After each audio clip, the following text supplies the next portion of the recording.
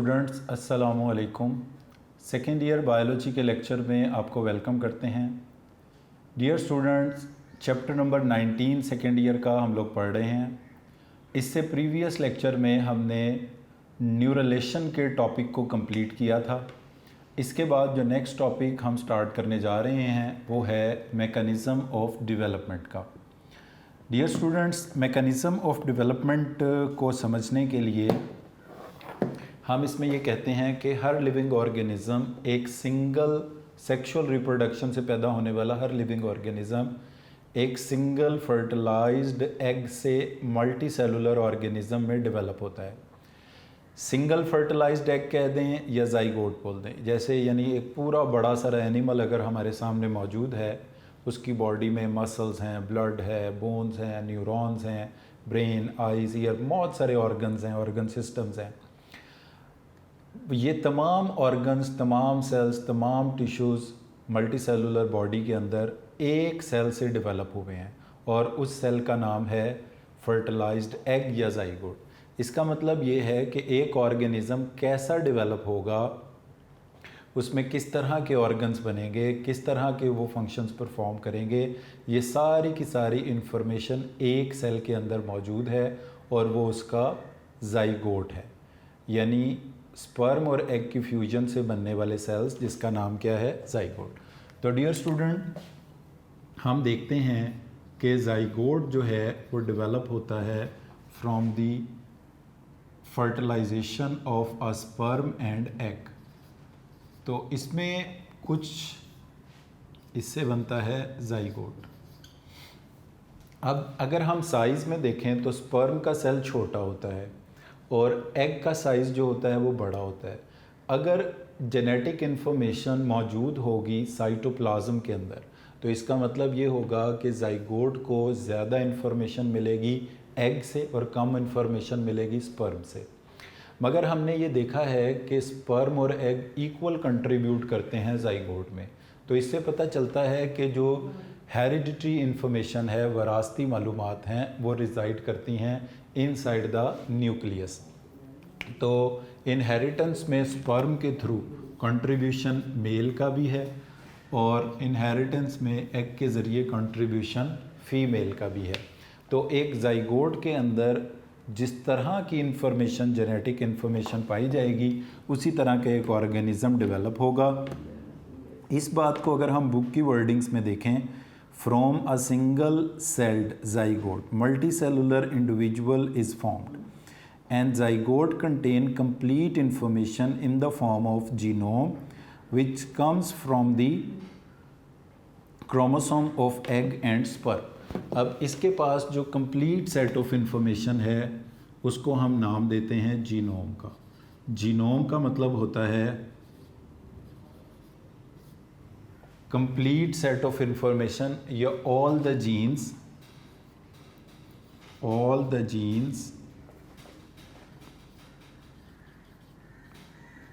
of an individual।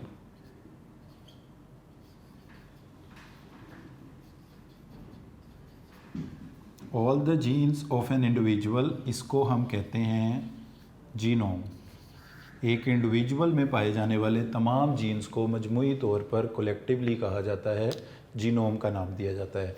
अब अगर हम ह्यूमन बीइंग की बात करें तो 23 क्रोमोसोम जो हैं वो एग से आते हैं, 23 क्रोमोसोम स्पर्म से आते हैं और ज़ाइगोट के अंदर 46 क्रोमोसोम होते हैं। ये 46 क्रोमोसोम में जितने भी जीन्स पाए जाते हैं ये सारा कहलाता है जीनोम। तो एक इंडिविजुअल कैसा डेवलप होगा ये उसके जीनोम पे डिपेंड करता है। मगर जब इस ज़ाइगोट की क्लीवेज होती है तो ज़ाइगोट डिवाइड करता है into many blastomeres, each cell with a full set of chromosome. क्योंकि ये माइटोसिस है, अब इस ज़ाइगोट से 2 ब्लास्टोमियर बने, 4 बने, 8 बने, 16 बने, सब के अंदर 46 क्रोमोसोम जो हैं वो पास होते चले जाएंगे। यानी सेम क्रोमोसोम का number, same genetic information next cells के अंदर पास होगी, गेट कंप्लीट जेनेटिक इन्फॉर्मेशन। तो during differentiation however some genes remain active well other genes become switch off. अब जब डेवलपमेंट का प्रोसेस आगे बढ़ता है और इस ज़ाइगोट से डेवलप होता है एम्ब्रियो, अब उस एम्ब्रियो में हम ये देखते हैं कि कुछ सेल्स बन जाते हैं एक्टोडर्म के, कुछ सेल्स बन जाते हैं मीज़ोडर्म के, और कुछ सेल्स बन जाते हैं एंडोडर्म के। और हम ये देखते हैं कि एक्टोडर्म, मीज़ोडर्म, एंडोडर्म के सेल्स एक दूसरे से मुख्तलिफ होते हैं। इसीलिए तो एक्टोडर्म से स्किन और नर्वी सिस्टम पैदा होता है, और मीज़ोडर्म से बाकी ऑर्गन्स बनते हैं, एंडोडर्म से डाइजेस्टिव। अब what causes the differentiate, ectoderm को मीज़ोडर्म, एंडोडर्म से किसने डिफरेंशिएट किया है? वो ये हम देखते हैं कि कुछ जीन्स, जैसे एक्टोडर्म के जो सेल्स हैं, इनमें वो जीन्स जिन्होंने स्किन और नर्वी सिस्टम बनाना है वो एक्टिव रहते हैं या स्विच ऑन रहते हैं। वो जीन्स जिन्होंने बाकी ऑर्गन्स बनाने हैं वो स्विच ऑफ हो जाते हैं। इसका मतलब ये हुआ कि एक्टोडर्म के पास जो क्रोमोसोम्स, जो जीन्स मौजूद हैं, उनके वो तमाम क्रोमोसोम हैं, तमाम जीन्स हैं, मगर इनमें मसल्स बनाने वाले जीन्स, ब्लड बनाने वाले जीन्स, बोन्स बनाने वाले जीन्स इनएक्टिव हैं, स्विच ऑफ हैं। इसमें स्किन और नर्वी सिस्टम बनाने वाले जीन्स एक्टिव हैं। इसी तरह एंडोडर्म में भी क्रोमोसोम सारे हैं, जीन्स सारे हैं, मगर इनमें डाइजेस्टिव सिस्टम के ऑर्गन्स बनाने वाले जीन्स एक्टिव हैं, बाकी जीन्स इसमें स्विच ऑफ हैं। इसी तरह मीज़ोडर्म में भी कुछ जीन, यानी एक सेल वो स्ट्रक्चर बना सकता है, वो फंक्शन परफॉर्म कर सकता है जो जीन्स उसमें एक्टिव हैं। यानी अगर हम अपनी पूरी बॉडी की बात करें, जैसे मसलन इंसुलिन हमारी बॉडी में पेंक्रियाज से पैदा होती है, क्या किसी और बॉडी के सेल में इंसुलिन बनाने वाला जीन नहीं है? हमारी बॉडी के हर सेल में इंसुलिन बनाने वाला जीन है। इंसुलिन बनाने वाला जीन मौजूद होता है क्रोमोसोम नंबर 11 पर, 11th पेयर ऑफ क्रोमोसोम पर। मगर बोन्स, ब्लड, मसल्स, यहाँ तो इंसुलिन पैदा नहीं होती। इंसुलिन सिर्फ पेंक्रियाज और पेंक्रियाज के भी बीटा सेल्स बनाते हैं। उसकी वजह यह है कि तमाम सेल्स में इंसुलिन बनाने वाला जीन मौजूद है, मगर वो इनएक्टिव है। एक्टिव इंसुलिन बनाने वाला जीन सिर्फ और सिर्फ पेंक्रियाज के बीटा सेल में है, इसलिए वो through out life insulin produce करता है, और बाकी सेल्स में वो जीन काम नहीं कर सकता। और अगर हम दूसरी तरफ बात करें कि एक सेल में जो क्रोमोसोम डीएनए प्रोटीन का कॉम्प्लेक्स होता है, इसको हम कहते हैं क्रोमेटिन। ये क्रोमेटिन को हम दो हिस्सों में डिवाइड कर सकते हैं। एक क्रोमेटिन को हम कहते हैं हेट्रोक्रोमेटिन, और दूसरे क्रोमेटिन को हम कहते हैं यूक्रोमेटिन। अब जो हेट्रोक्रोमेटिन होता है ये हर सेल में 99% होता है, और इसमें जो जीन्स होते हैं वो इनएक्टिव होते हैं। और यूक्रोमेटिन हर सेल का सिर्फ 1% होता है, और इसमें जो जीन्स होते हैं एक्टिव होते हैं। यानी कोई सेल क्या स्ट्रक्चर बना सकता है, क्या फंक्शन परफॉर्म कर सकता है, ये उसके हर जीन पर डिपेंड नहीं करता, ये उसके उन जीन्स पर डिपेंड करता है जो उसके यूक्रोमेटिन में है, जो एक्सप्रेसिबल जीन्स हैं, जो एक्टिव जीन्स हैं। तो जैसे जैसे सेल्स की तादाद बढ़ती जाती है, सेल्स में कुछ जीन स्विच ऑफ होते चले जाते हैं। जो जीन्स सेल के अंदर स्विच ऑफ हो जाते हैं, वो स्ट्रक्चर, वो फंक्शन उस सेल के अंदर ख़त्म हो जाते हैं। जो जीन स्विच ऑन रहते हैं, वो स्ट्रक्चर, वो फंक्शन सेल परफॉर्म कर सकता है। अब इसीलिए अगर हम देखें हमारी बोन्स, मसल, आइज़, ब्लड, इसी तरह स्किन, न्यूरॉन, इन सेल्स में जो फ़र्क है वो इसी वजह से है कि इन सेल्स का जेनेटिक मेकअप एक जैसा है, मगर इनके एक्टिव और इनएक्टिव जीन्स में फ़र्क है। हाँ, कुछ ऐसे फंक्शन होते हैं जो लाइफ के लिए नेसेसरी होते हैं, जो हर लिविंग ऑर्गेनिज्म ने करने ही होते हैं। मसलन सेलुलर रेस्पिरेशन सब नहीं करनी है, एरोबिक रेस्पिरेशन हर सेल, तो इनके लिए जो जीन्स रिक्वायर हैं वो हर सेल के अंदर एक्टिव होंगे। मगर जो पिक्यूलियर फंक्शन, जो फंक्शन एक सेल को दूसरे सेल से डिफरेंशिएट कराता है, जैसे मसलन नर्व इम्पल्स को कंडक्ट करने वाले एंजाइम या जीन सिर्फ न्यूरॉन्स में एक्टिव होंगे, red blood cell, bone cell, white blood cell में नहीं होंगे। रेड ब्लड सेल ने ऑक्सीजन कैरी करवानी है, उसके लिए उसे हीमोग्लोबिन चाहिए, उसके जीन्स रेड ब्लड सेल में एक्टिव होंगे। वो ठीक है कि रेड ब्लड सेल मैच्योर होते हैं तो उनका न्यूक्लियस ख़त्म हो जाता है, मगर पहले जब न्यूक्लियस होता है उस वक्त उसमें जीन्स मौजूद होते हैं। तो ये डियर स्टूडेंट एक कॉन्सेप्ट है डेवलपमेंट का, कि डेवलपमेंट कैसे होती है, डिफ्रेंसिएशन कैसे होती है। जैसे जैसे सेल्स की तादाद बढ़ती है उनमें कुछ जीन स्विच ऑफ, कुछ जीन स्विच ऑन हो जाते हैं। अब नेक्स्ट क्वेश्चन ये आता है कि स्विच ऑफ क्यों होते हैं जीन्स? उसकी वजह ये होती है कि जब क्लीवेज होती है तो साइटोप्लाज्म अनइक्वली डिस्ट्रीब्यूट होता है। नो डाउट कि हेरिडिटी इन्फॉर्मेशन न्यूक्लियस में, क्रोमोसोम में, जीन्स में है, मगर उस जीन को एक्सप्रेस कराने के लिए जो मॉलिक्यूल्स चाहिए वो साइटोप्लाज्म में मौजूद हैं। अब अगर एक सेल के अंदर जीन मौजूद है मगर उसके साइटोप्लाज्म में डिटर्मिनेंट मॉलिक्यूल जो उसको एक्सप्रेस कराने के लिए चाहिए वो नहीं है, तो वो जीन इनएक्टिव हो जाएगा। अब क्रोमोसोम पर जीन मौजूद है और साइटोप्लाज्म में एक्टिव करने वाला मॉलिक्यूल डिटर्मिनेंट भी मौजूद, तो वो जीन एक्टिव रहेगा। तो इस तरह ये डिफ्रेंसिएशन होती है। अब मुख्तलिफ साइंटिस्ट ने यानी इसका मतलब है डेवलपमेंट के लिए न्यूक्लियस भी इम्पॉर्टेंट है और साइटोप्लाज्म भी इम्पॉर्टेंट है। अब ये कुछ साइंटिस्ट ने एक्सपेरिमेंट्स किए, जैसे कि पहला जो एक्सपेरिमेंट हम डिस्कस करने जा रहे हैं, इन 1892 हैंस डाइट्रिश टुक अ सी अर्चन एग एट 2 सेल स्टेज। इसने एक सी अर्चन का एग लिया, एग से मुराद है फर्टिलाइज्ड एग ज़ाइगोट, और उसमें जब पहली क्लीवेज हो गई यानी 2 ब्लास्टोमियर बन गए तो ही शॉक्ड इट अपार्ट, इसने उन दोनों सेल्स को अलहदा कर दिया।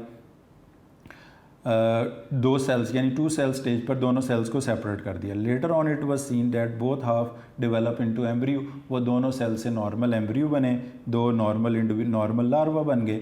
तो डेस्ट्रिश ने ये कंक्लूड किया कि both the sales contain all the genetic information of the original zygote, यानी ये जो ओरिजिनल ज़ाइगोट है अगर ये 2 सेल्स में डिवाइड हो जाता है तो जो सेम जेनेटिक इन्फॉर्मेशन इस ज़ाइगोट में है वही इसमें है, वही इसमें है। इन दोनों से 2 नॉर्मल एम्ब्रियो और नॉर्मल इंडिविजुअल डेवलप हो जाएंगे।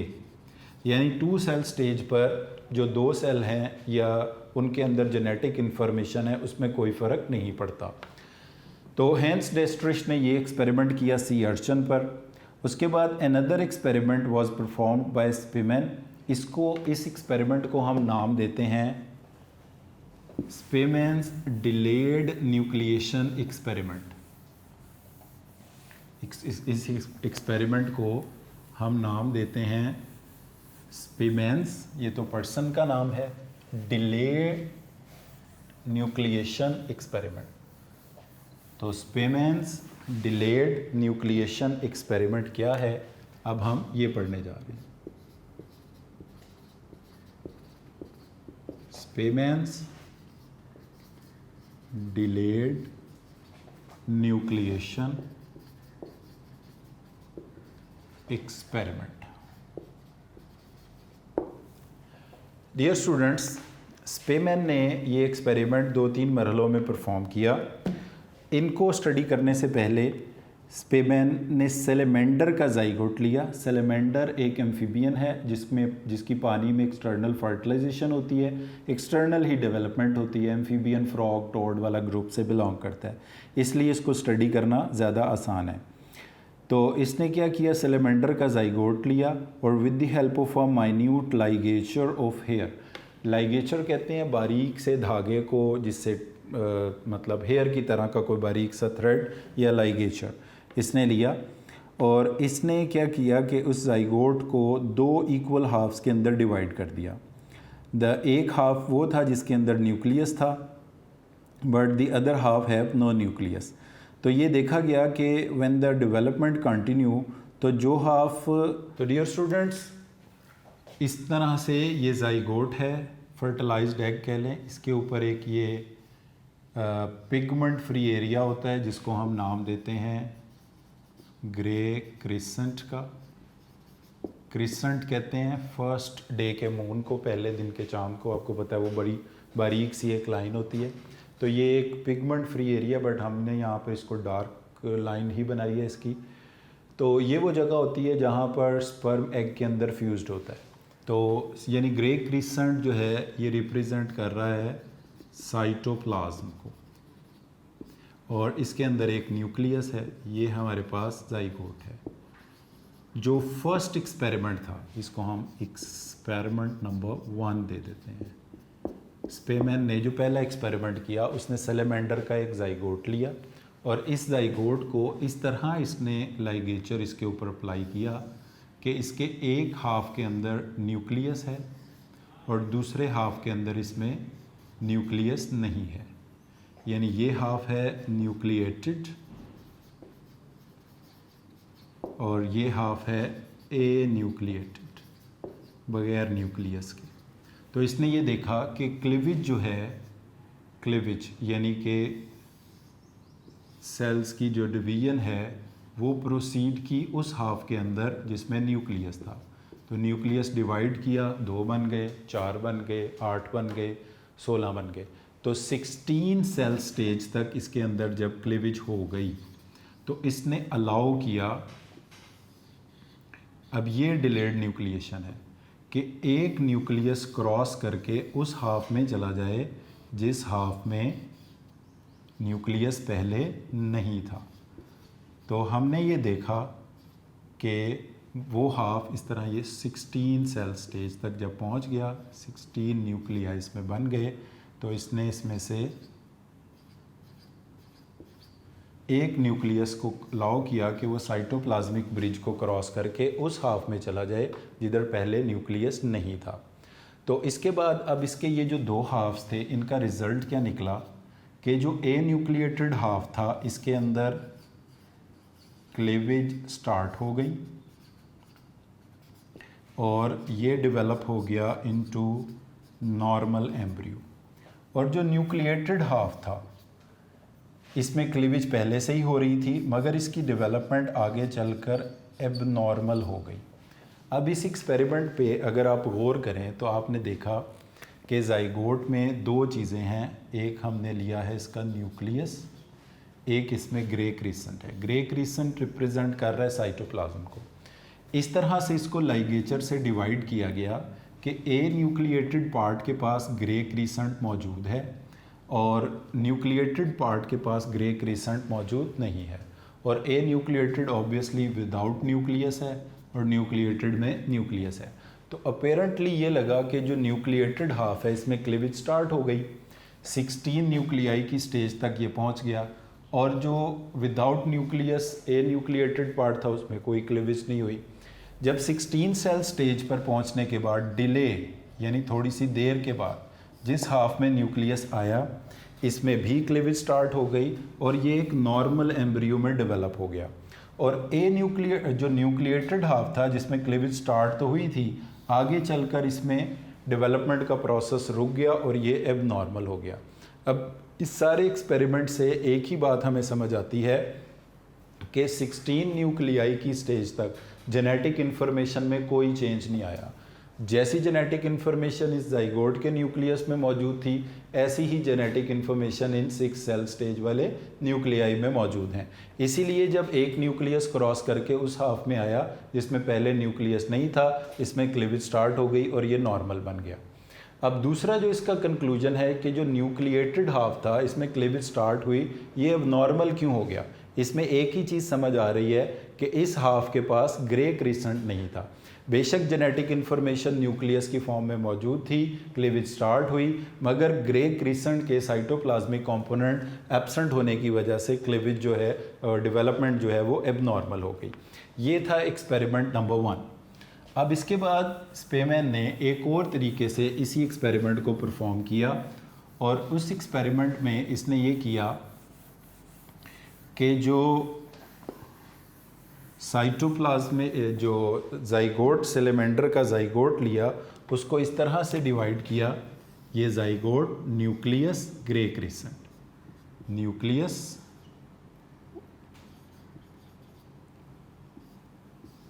Grey crescent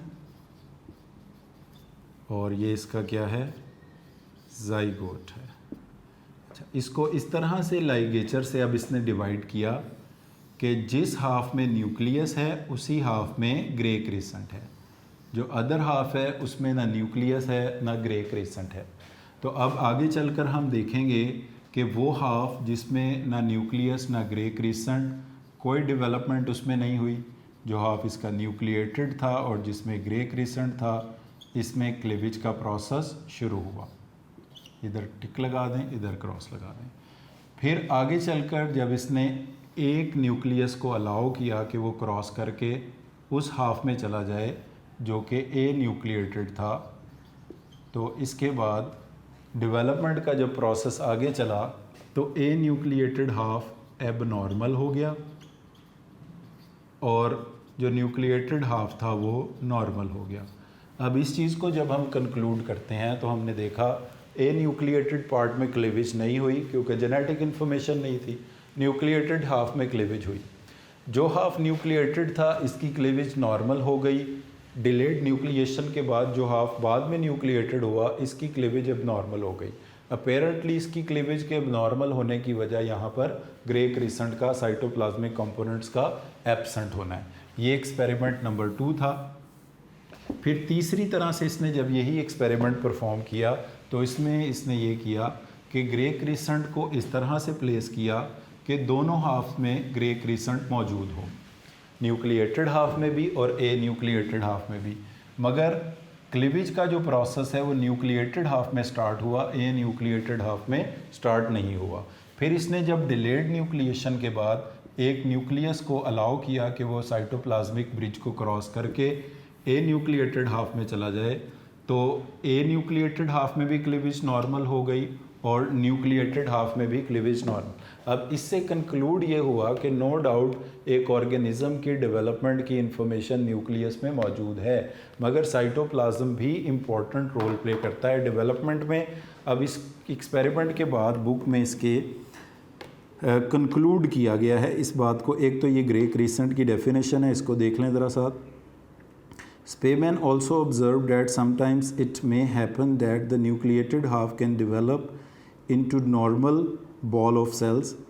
Later studies reveal the development depends on the position of the gray crescent. ये सब कुछ gray crescent. तो gray crescent is a pigment free area that appears at the time of fertilization on the egg. बल्कि in fact यही वो जगह है जहाँ से स्पर्म जो है वो एग में फ्यूज करता है। इस सारे एक्सपेरिमेंट का कंक्लूजन क्या था? All cells contain same nuclear information, बिल्कुल। In the gray crescent area, cytoplasm contain information essential for development. Grey crescent जिस हाफ में नहीं है वो अब नॉर्मल हो जाएगा, जिस हाफ में है वो नॉर्मल होगा, और इसी तरह न्यूक्लियस जिस हाफ में नहीं है वो डेवलपमेंट प्रोसीड नहीं करेगा, जिसमें है वो प्रोसीड करेगा। मगर न्यूक्लियस भी नॉर्मल डेवलपमेंट करेगा in the presence of grey crescent. तो इसका मतलब है कुछ ना कुछ ऐसी इसेंशियल चीज़ है ग्रे क्रिसेंट में which is required for development. Next question ये था वो जो मैं आपको पहले बता चुका हूँ कि if all the cell contain same nuclear information what causes the cells to differentiate. तो उसकी वजह मैंने आपको बताई कि जो जीन स्विच ऑन होंगे वो स्ट्रक्चर फंक्शन सेल परफॉर्म कर सकता है, और जो स्विच ऑफ हो जाएंगे वो चीज़ें लॉस हो जाएंगी सेल से, इसलिए सेल एक दूसरे से डिफरेंट। इसकी ये 2 रीजंस बताई गई हैं। During cleavage cytoplasmic segregation of determinant take place. अब ये वो मॉलिक्यूल हैं जो स्विच ऑन और स्विच ऑफ करवाते हैं जीन्स को, यानी अगर किसी सेल में डिटर्मिनेंट मौजूद है तो उसके कॉरस्पॉन्डिंग जीन एक्टिव रहेगा, डिटर्मिनेंट एब्सेंट है तो उसके कॉरस्पॉन्डिंग जीन स्विच ऑफ हो जाएगा। इंडक्शन और इंटरेक्शन, फिर ये एक दूसरा फिनोमेना, इसको हम आगे चलकर पढ़ेंगे कि एक सेल दूसरे सेल पर जो इन्फ्लुएंस करता है, या एक्टोडर्म जैसे मीजोडर्म पर, मीजोडर्म एक्टोडर्म पर, एंडोडर्म, तो इसको हम आगे चल के एक टॉपिक में पढ़ेंगे जिसका नाम है कॉन्सेप्ट ऑफ एम्ब्रियोनिक इंडक्शन, उसमें पढ़ेंगे। तो डियर स्टूडेंट, ये इंपॉर्टेंट टॉपिक था मैकेनिज्म ऑफ डेवलपमेंट में स्पेमेंस डिलेड न्यूक्लिएशन एक्सपेरिमेंट। अब इस एक्सपेरिमेंट के हवाले से आगे 2 टॉपिक हैं जो कि बहुत सिंपल से हैं कि role of cytoplasm in development. तो इसमें एसिडिएसी फैमिली का ये मेंबर है जिसके साइटोप्लाज्म के डिफरेंट कंपोनेंट का यहाँ जिक्र किया गया जो डेवलपमेंट के ऊपर अपना रोल प्ले करते हैं।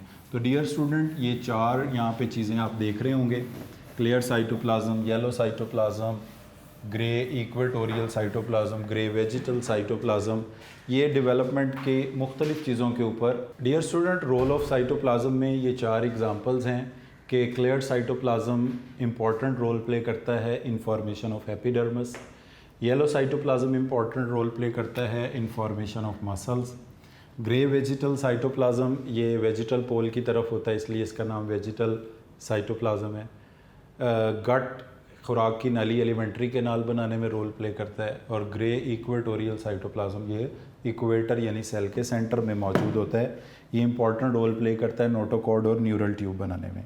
तो इसको आप देख सकते हैं कि इनके अक्सर MCQ आते हैं कि clear cytoplasm plays important role in formation of, तो इसका आंसर होगा एपिडर्मस, येलो के लिए होगा मसल्स, वेजिटल ग्रे वेजिटल के लिए गट, और ग्रे इक्वेटोरियल के लिए नोटोकॉर्ड एंड न्यूरल ट्यूब होगा। ये एक छोटा सा और एक्सपेरिमेंट है इसके हवाले से कि role of nucleus in development के हवाले से। तो इसमें जो एग्ज़ाम्पल दी गई है वो एक ग्रीन एल्गा की एग्ज़ाम्पल दी गई है, जो कि एक यूनिसेलुलर ग्रीन एल्गा है, एसिटाब्यूलेरिया जिसका जीनस है। 2 फॉर्म्स में ये एग्जिस्ट करता है, एसिटाब्यूलेरिया सिरेनुलेटा एंड एसिटाब्यूलेरिया मेडिटेरेनिया। अब इसमें अगर हम इसको ड्रॉ करते हैं तो इसमें आप देखें इसके 3 पार्ट्स हैं। एक इसका कैप है, एक इसका स्टाइप है और एक इसका पार्ट जो अंडरग्राउंड होता है राइजोइड। तो स्टाइप, इस पार्ट को हम कहेंगे कैप, ये इसका स्टाइप, स्टॉक भी कह सकते हैं आप, इसको आप राइजोइड। और इसकी इस बेस में मौजूद है इसका न्यूक्लियस। एक और फॉर्म इसकी है सेम उसी तरह, उसमें भी स्टाइप है और ये इसका कैप है। यहाँ पर आप देख सकते हैं कि कैप की शेप है रेगुलर और यहाँ पर जो कैप है इसकी शेप है इर्रेगुलर। और ये इसकी उसी तरह स्टाइप या स्टॉक है और ये इसका राइजोइड है। तो ये इसका न्यूक्लियस है। अब डियर स्टूडेंट, जिस इस जॉइंट एल्गा को हम नाम देते हैं एसिटाब्यूलेरिया, एसिटाब्यूलेरिया मेडिटेरेनिया में रेगुलर शेप का कैप होता है।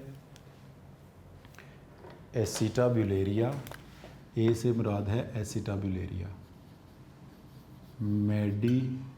मेडिटेरेनिया, और ये होगा एसिटाब्यूलेरिया सिरेनुलेटा। एसिटाब्यूलेरिया सिरेनुलेटा का इर्रेगुलर शेप का कैप है और एसिटाब्यूलेरिया मेडिटेरेनिया का रेगुलर शेप का कैप है। अब इसमें किया ये गया कि इनका जो राइजोइड वाला पोर्शन था वो लेकर, जिसमें न्यूक्लियस भी मौजूद है, इसके ऊपर स्टाइप जो है वो एसिटाब्यूलेरिया सिरेनुलेटा का यहाँ पर ग्राफ्ट कर दिया गया। अब इसमें इस तस्वीर में जो स्टाइप मौजूद है वो है एसिटाब्यूलेरिया मेडिटेरेनिया का, और जो राइजोइड मौजूद है वो मौजूद है एसिटाब्यूलेरिया मेडिटेरेनिया का रेगुलर शेप वाले कैप का। इसका हम कलर चेंज कर देते हैं। ये जो ब्लू कलर वाला पार्ट है ये रिप्रेजेंट कर रहा है एसिटाब्यूलेरिया मेडिटेरेनिया को, रेगुलर शेप को, और ये स्टाइप हमने लिया है एसिटाब्यूलेरिया सिरेनुलेटा। अब अगर इसको ग्राफ्ट कर दिया, अगर कैप बनाने की इंफॉर्मेशन साइटोप्लाज्म में होती तो कैप बनाने की इंफॉर्मेशन अगर साइटोप्लाज्म में होती तो इसका कैप डेवलप होना चाहिए था इर्रेगुलर, और अगर न्यूक्लियस में होगी तो रेगुलर। तो हमने देखा कि इसका कैप डेवलप हुआ रेगुलर शेप का। और इसी तरह जब इस एक्सपेरिमेंट को एसिटाब्यूलेरिया सिरेनुलेटा पे परफॉर्म किया गया, इसका राइजोइड लेकर इसके ऊपर जो ग्राफ्ट किया गया पीस वो स्टाइप लिया गया फ्रॉम एसिटाब्यूलेरिया मेडिटेरेनिया, तो इस पे इसी तरह इर्रेगुलर शेप का कैप इसके ऊपर डेवलप हुआ। तो हैमरलिंग ने डियर स्टूडेंट ये एक एक्सपेरिमेंट किया। हैमरलिंग ने अपने एक्सपेरिमेंट से प्रूव किया कि 2 तरह का ये ग्रीन एल्गा है जिसका नाम है Acetabularia mediterranea with regular, Acetabularia crenulata with irregular shape of the cap. अगर बेस लिया जाए एसिटाब्यूलेरिया मेडिटेरेनिया का और इसके ऊपर स्टाइप ग्राफ्ट किया जाए एसिटाब्यूलेरिया सिरेनुलेटा का, तो कैप जो रीजनरेट होगा वो रेगुलर शेप का होगा। इसका मतलब है कि कैप बनाने की इंफॉर्मेशन न्यूक्लियस में है। सिमिलरली अगर बेस ऑफ दी एसिटाब्यूलेरिया सिरेनुलेटा के ऊपर स्टाइप जो है वो ग्राफ्ट किया गया इर्रेगुलर शेप मेडिटेरेनिया का, फिर भी जो कैप था वो नॉर्मल शेप में डेवलप हुआ। तो इससे ये बात कंक्लूड हुई।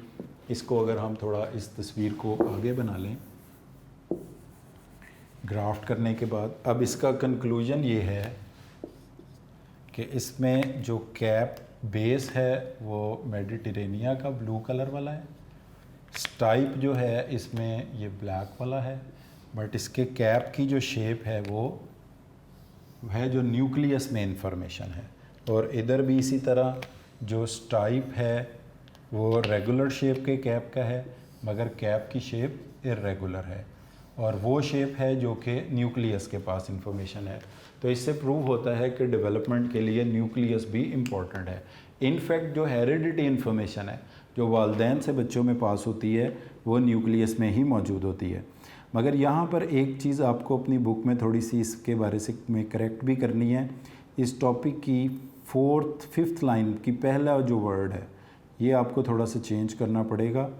तो इसमें ये लिखा हुआ है कि इट इज़ फाउंड दैट